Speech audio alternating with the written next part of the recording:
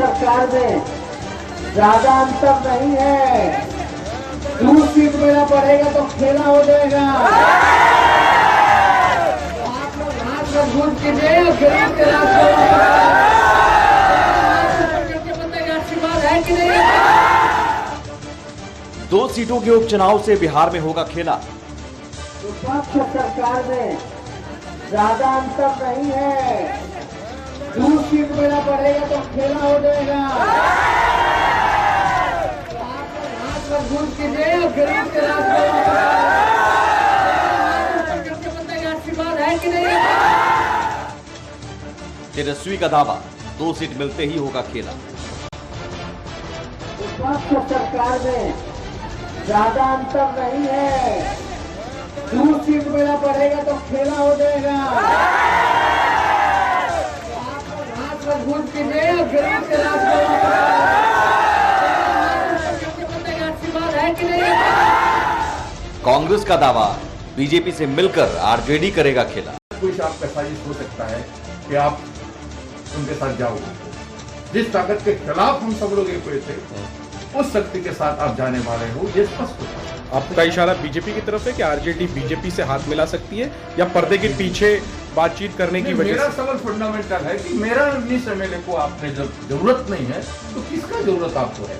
ये तो चुनाव राजनीति गणित की बात है। और दूसरा किसका तो होगा, वो कौन हो सकता है? आज के दिन जिस पार्टी के खिलाफ हम लोग सब एक हुए थे, वो पार्टी हो। कांग्रेस के 19 विधायकों के बिना खेला करेंगे तेजस्वी। समझौता किससे हुआ है? आप 19 विधायक का समर्थन जरूरत नहीं है तो किसका समर्थन आपको प्राप्त है? सरकार बनाओगे तो हमारा 19 का समर्थन चाहिए था ना। एक जीतता तो 20 आपका होता ना। तो आप ऐसा क्यों किया? कांग्रेस आरजेडी में आर पार, आरजेडी का कैसे होगा बेड़ा पार? रिश्ता जो था आरजेडी के साथ, वो कल विड्रॉल था 16 तारीख को। विड्रॉल नहीं किया कुछ स्थान में, जो कांग्रेस का ट्रेडिशनल सीट थी, उसमें अगर आरजेडी विड्रॉ कर दिया होता तो समझौता बनी रहती। वो एक में लड़ते, हम एक में लड़ते और दोनों सीट गठबंधन जीतता। अब कांग्रेस अकेले लड़ रही है और अकेले 2 सीट जीतेगी। ज्यादा किसी ने नहीं निभाया है। सुख में भी रहे हैं कांग्रेस के साथ, दुख में भी, दुख में ज्यादा रहे हैं। और अभी गठबंधन धर्म का ध्येय है कि किसी भी प्रकार भाजपा जदयू को शिकस्त देना, और वो हम आपको दे के दिखाएंगे। हाँ, लेकिन इतना आग्रह आपसे पुनः करते हैं, प्रभार लेने से पहले, प्रभारी कहलाने से पहले थोड़ी बहुत यहाँ की समझ रखिए, राजनीति की समझ रखिए। ड्राइंग रूम में बैठ करके जमीनी हकीकत आप नहीं समझ पाएंगे। 2 सीट जीतने से कैसे बनेगी तेजस्वी की सरकार? विपक्ष सरकार में ज्यादा अंतर नहीं है। 2 सीट मेरा बढ़ेगा तो खेला हो जाएगा। आप लोग हाथ में घूम कीजिए, गरीब के आशीर्वाद है कि नहीं? अब की बार खेला हुई बिहार में। जी हाँ, तो अब की बार खेला हुई बिहार में। क्या वाकई ये स्थिति है कि उपचुनाव के 2 सीटों के बूते बिहार में खेला हो जाएगा? जरा समझने की कोशिश करते हैं आज। दरअसल बंगाल चुनाव में खेला होबी की तर्ज पर बिहार में होने वाले उपचुनाव में भी खेला होने का दावा हो रहा है। महज 2 सीटों के लिए होने वाले उपचुनाव के नतीजों के बूते आखिर बिहार में किस खेला की बात हो रही है? आखिर 2 सीटें जीतने के बाद तेजस्वी कौन सा खेला करेंगे कि उनकी सरकार बन जाएगी? आखिर किस आधार पर तेजस्वी यादव 2 सीटों के बूते सरकार बना देने का दावा कर रहे हैं, जबकि 19 विधायकों वाली कांग्रेस ने आरजेडी से रिश्ता खत्म करने का ऐलान कर दिया है? सवाल है कि आखिर इस उपचुनाव के बहाने कौन सा खेला होने वाला है? ज्यादा अंतर नहीं है। 2 सीट मेरा बढ़ेगा तो खेला हो जाएगा। आप लोग हाथ में घूम कीजिए, गरीब के आशीर्वाद है कि नहीं? तो क्या 2 नवंबर को 2 सीटों के लिए होने वाले उपचुनाव के नतीजे आने के बाद बिहार में खेला होगा? 2 सीटों के दम पर तेजस्वी नीतीश की अगुवाई वाली एनडीए सरकार गिरा सकते हैं? क्या 2 सीटों के दम पर तेजस्वी की सरकार बन जाएगी? मुंगेर के तारापुर में चुनाव प्रचार के दौरान तेजस्वी ने तो यही दावा किया कि दोनों सीटें जिता दीजिए, बिहार में खेला हो जाएगा। विपक्ष सरकार में ज्यादा अंतर नहीं है, 2 सीट मेरा बढ़ेगा तो खेला हो जाएगा। हाथ मजबूत कीजिए, गरीब के राज आशीर्वाद है कि नहीं? लेकिन जिस विपक्ष के सहारे तेजस्वी सरकार गिराने का दावा कर रहे हैं, वो विपक्ष उपचुनाव में बिखरा हुआ है और आपस में ही उलझा है। तारापुर और कुशेश्वर स्थान सीट पर कांग्रेस और आरजेडी ने अपने अपने उम्मीदवार उतारे हैं और इसके बाद से दोनों के बीच तल्ख बयानबाजी हो रही है। बिहार कांग्रेस प्रभारी भक्त चरण दास ने ऐलान कर दिया कि अब आरजेडी से रिश्ता खत्म हो गया है। तो जवाब में आरजेडी नेता मनोज झा ने भक्त चरण दास की राजनीति की समझ पर ही सवाल खड़ा कर दिया। रिश्ता जो था आरजेडी के साथ, वो कल उज्जवल था 16 तारीख को। उज्जवल नहीं किया कुशेश्वर स्थान में, जो कांग्रेस का ट्रेडिशनल सीट थी, उसमें अगर आरजेडी विद्रोह कर दिया होता तो समझौता बनी रहती, वो एक में लड़ते, हम एक में लड़ते और दोनों सीट गठबंधन जीतता। अब कांग्रेस अकेले लड़ रही है और अकेले 2 सीट जीत। ये बात गठबंधन धर्म की हमसे ज्यादा किसी ने नहीं निभाया। सुख में भी रहे हैं कांग्रेस के साथ, दुख में ज्यादा रहे हैं। और अभी गठबंधन धर्म का ध्येय है कि किसी भी प्रकार भाजपा जदयू को शिकस्त देना, और वो हम आपको दे के दिखाएंगे। हाँ, लेकिन इतना आग्रह आपसे पुनः करते हैं, प्रभार लेने से पहले, प्रभारी कहलाने से पहले थोड़ी बहुत यहाँ की समझ रखिए, राजनीति की समझ रखिए। ड्राइंग रूम में बैठ करके जमीनी हकीकत आप नहीं समझ पाएंगे। वहीं बिहार कांग्रेस प्रभारी ने चुनाव के बाद आरजेडी का बीजेपी से हाथ मिलाने तक का आरोप लगा दिया। चुनाव के बाद कोई आपका साजिश हो सकता है कि आप उनके साथ जाओगे। जिस ताकत के खिलाफ हम सब लोग एक थे, उस शक्ति के साथ आप जाने वाले हो, ये स्पष्ट। आपका इशारा बीजेपी की तरफ है कि आरजेडी बीजेपी से हाथ मिला सकती है, या पर्दे के पीछे बातचीत करने की वजह से? मेरा सवाल फंडामेंटल है कि मेरा 19 एमएलए को आपने जब जरूरत नहीं है तो किसका जरूरत आपको है? ये चुनाव राजनीति गणित की बात है, और दूसरा किसका तो होगा, वो कौन हो सकता है? आज के दिन जिस पार्टी के खिलाफ हम लोग सब एक थे, वो पार्टी। जाहिर है खेला करने और होने के दावे सबके अपने अपने हैं, लेकिन सरकार बहुमत के आंकड़ों से बनती है, जो फिलहाल एनडीए के पास है। ब्यूरो रिपोर्ट, कशिश न्यूज। तो खेला होने का दावा है, लेकिन सवाल यह है कि खेला होगा कैसे, क्योंकि कांग्रेस और आरजेडी एक साथ है नहीं, दोनों के अपने अपने उम्मीदवार हैं और कांग्रेस ने ऐलान कर दिया कि अब आरजेडी से ये रिश्ता खत्म।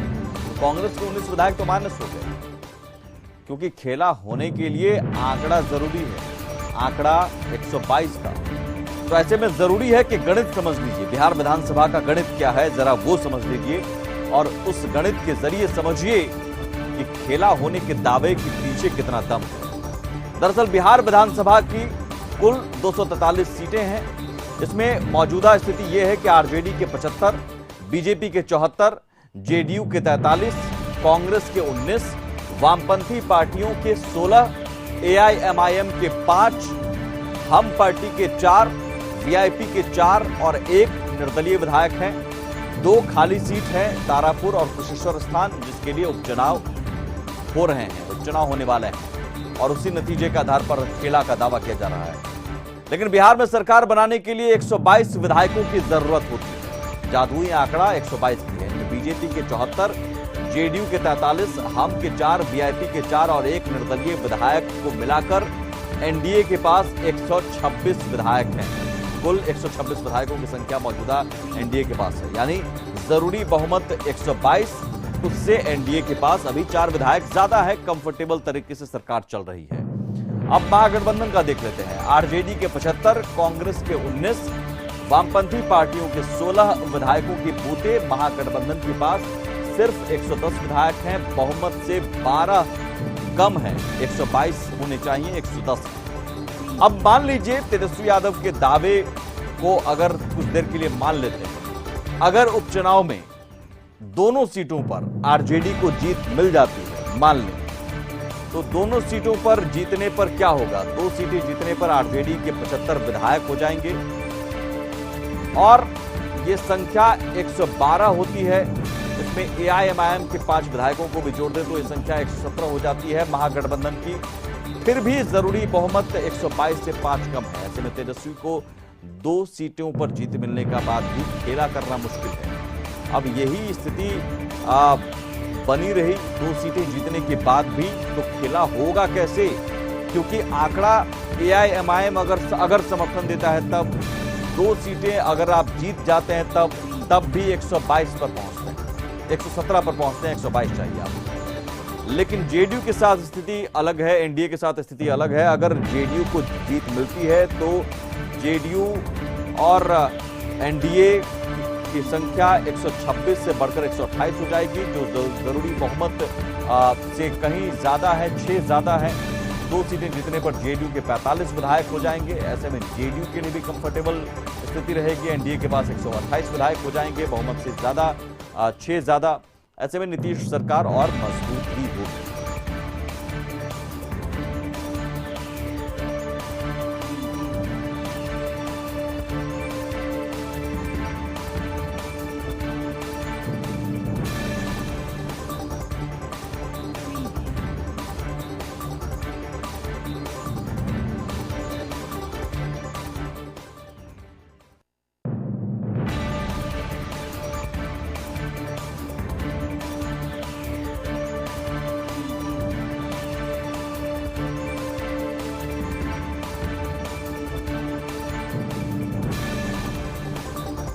और लौटते हैं बस थोड़ी ही देर में।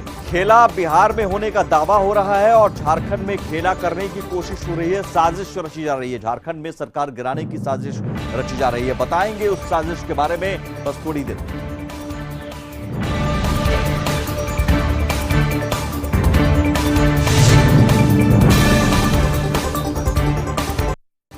खेला करने के दावे हो रहे हैं बिहार में उपचुनाव की 2 सीटों के लिए। और खेला करने के दावे के बीच आरजेडी नेता तेजस्वी यादव मुंगेर की तारापुर सीट पर होने वाले उपचुनाव को लेकर ताबड़तोड़ प्रचार भी कर रहे हैं। और इसी दौरान तेजस्वी ने संग्रामपुर प्रखंड के दर्जनों गांव का दौरा किया और तेजस्वी ने राज्य सरकार पर जमकर हमला बोला। और इस बीच दूसरी तस्वीर भी दिखी, मछली पकड़ते हुए भी नजर आए। तो प्रचार के साथ साथ मछली भी पकड़ते नजर आ रहे हैं, धान के खेतों में भी घूमते नजर आ रहे हैं। योजना आप लोग बता दीजिए जो सफल रहा हो। कोई बिहार बेरोजगारी का केंद्र बन गया, कमाई धमाई कुछ नहीं है, सब लाचार है। जिसको डिग्री है वो भी स्वीपर का, चपरासी का वो में आवेदन दे रहा है, उसमें भी नहीं हुआ। इनकमिंग कुछ नहीं, केवल आउट गोइंग है, खर्चे है लोगों का, कमाई कुछ नहीं, खाली खर्चा बढ़ता जा रहा है। क्या है, पेट्रोल डीजल का दाम देख लीजिए, सेंचुरी पार कर दिया। गैस का दाम देख लीजिए कितना हो गया, 1000 रुपया हो गया। क्या काम हुआ है? कोई काम जो है सरकार ने किया ही नहीं। और तेजस्वी के मछली पकड़ने वाले वीडियो और बयान पर जेडीयू अध्यक्ष ललन सिंह ने तंज कसा है। ललन सिंह ने कहा कि जिसका कॉन्फिडेंस हाई नहीं रहता वही मछली मारते हैं। और ये भी कहा कि तेजस्वी की बंसी में मछली फंसी भी तो कौन, पोठियां फंसी। गन्ना मंत्री प्रमोद कुमार ने भी तेजस्वी पर कटाक्ष करते हुए कहा कि वो मुंगेरी लाल के हसीन सपने देख रहे हैं और मौज मस्ती में मछली मार रहे हैं। लेवल जिसका हाई रहता है वो मछली मारता है। अब जब मछली मार रहे हैं तो इसी से समझ लीजिए कि कितना कॉन्फिडेंस लेवल हाई है उनका।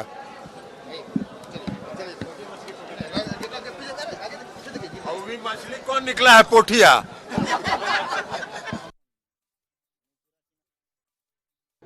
वह जो है मुंगेरी लाल के हसीन सपने देखकर इंजॉयमेंट कर रहे हैं। अपना जो है इंजॉयमेंट कहीं मछली के साथ कर रहे हैं तो कहीं जनता के साथ कर रहे हैं और मुंगेरी लाल के हसीन सपना देख रहे हैं।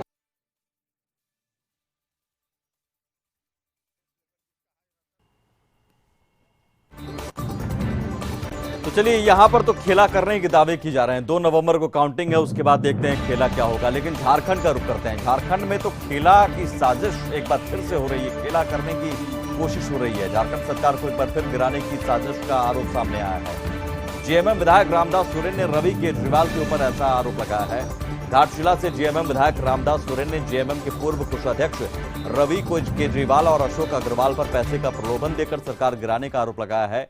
इसे लेकर धुरवा थाने में मामला भी दर्ज कराया गया। मामले की जांच हटिया एएसपी कर रहे हैं। जेएमएम विधायक का कहना है कि जेएमएम के पूर्व कोषाध्यक्ष रवि केजरीवाल और अशोक अग्रवाल उनके आवास पर आए थे, जहां दोनों ने जेएमएम के दूसरे विधायकों का नाम लेकर उन्हें पार्टी छोड़ने के लिए प्रलोभन दिया। फिर कहा कि वे नई पार्टी बनाकर बीजेपी के साथ सरकार बनाएंगे। रामदास ने कहा कि इस घटना से पहले भी रवि केजरीवाल ने 2-3 बार उन्हें मोबाइल पर भी संपर्क किया था। इसके अलावा रवि केजरीवाल ने उन्हें यह भी प्रलोभन दिया था कि उन्हें पैसे के साथ मंत्री पद भी दिया जाएगा। झारखंड में एक बार फिर सरकार गिराने की कोशिश, मामला पहुंचा धुरवा थाना। धुरवा थाने में एक मामला आया है जहां घाटशिला के विधायक रविदास सोरेन ने एक लिखित आवेदन दिया है, जिसमें जेएमएम के कोषाध्यक्ष जो भूतपूर्व कोषाध्यक्ष थे रवि केजरीवाल और अशोक अग्रवाल ने उन्हें सरकार गिराने के लिए प्रलोभन दिया गया, जिसमें मुंह मांगा रकम और सरकार गिरने के बाद नई सरकार बनने पर मंत्री पद का भी ऑफर था। लेकिन इसकी सूचना धुरवा थाने को विधायक ने दी और एफआईआर दर्ज कर ली जा चुकी है और एफआईआर का जो जांच रांची हटिया के एएसपी के द्वारा की जा रही है। हालांकि अभी यह जांच प्रोसेस में है, लेकिन सबसे बड़ा सवाल 2 महीना पहले भी इस तरह की घटना रांची में देखने को मिली थी, लेकिन अभी तक उसका जांच रिपोर्ट अभी तक नहीं आई है। और इस बार जो घाटशिला विधायक ने आरोप लगाया है, इसकी भी जांच की जा रही है। अब जांच के बाद क्या आता है यह देखने वाली बात होगी। कैमरा पर्सन प्रदीप सिन्हा के साथ नैयर। और घाटशिला से जेएमएम विधायक रामदास सोरेन ने सरकार को अस्थिर करने का आरोप लगाया, जिस पर जेएमएम के प्रवक्ता मनोज पांडे ने इसके लिए सीधे तौर पर प्रमुख विपक्षी पार्टी बीजेपी को जिम्मेदार ठहराया है। उन्होंने कहा कि बीजेपी लोकतांत्रिक तरीके से सत्ता में नहीं आ पाए, लिहाजा पैसे के बल पर खरीद फरोख्त करना चाहती है। वहीं चंदन क्यारी से बीजेपी विधायक अमर बावरी ने विधायक के खरीद फरोख्त मामले में बताया कि सभी एजेंसी राज्य सरकार के पास है, उन्हें सही से जांच कर आरोपियों को कड़ी से कड़ी सजा दिलानी चाहिए। जो हमारे पूर्व हो गए उससे पार्टी का क्या लेना देना जी, वो पूर्व हो गए हमारे लिए जी। उनका चरित्र कुछ ऐसा रहा, उनकी विश्वसनीयता संदेह के घेरे में आई, तभी उनको निष्कासित किया गया और उसके बाद उनको एक प्यादा बनाकर, मोहरा बनाकर भाजपा के द्वारा ये साजिश की जा रही है। और यह तो अनुसंधान का विषय है जी। अब अनुसंधान होगा, अनुसंधान में बातें आएंगी कि आखिर उनके पीछे कौन है, पर्दे के पीछे वो कौन सा ठोस लोग हैं जो इस सरकार को अस्थिर करना चाहते हैं। इतनी बड़ी धनराशि जो प्रलोभन दिए जा रहे हैं हमारे विधायकों को, इतनी बड़ी धनराशि कहाँ से आएगा?